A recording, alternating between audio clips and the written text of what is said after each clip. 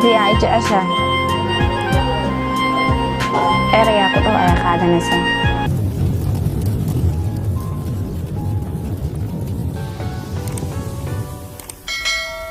walaal waa ogtahay inaan muddo wada socone ee maxaa kugu dhacay? waxaan aad ugu walwalsanahay aabbahaaga waa nin ad adag umana yeelay guurkeeni iyo wixiin inuu aqbali doono.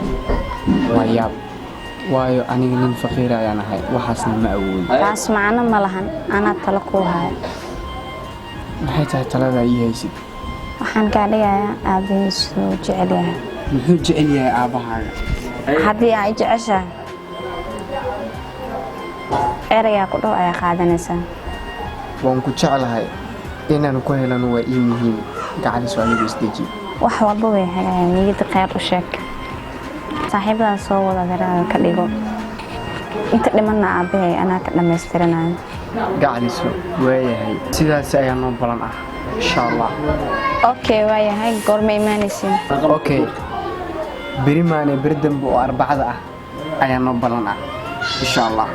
waa habiibi waan kaa sii tegayaa. sidaas ayaa noo balan ah. haddii aniga nafteeda baxar ay gashana waa ruuxaan u dhimanaya waa adiga maanta. waxaas macno ma lahan, anaa haastan dhammaynayo.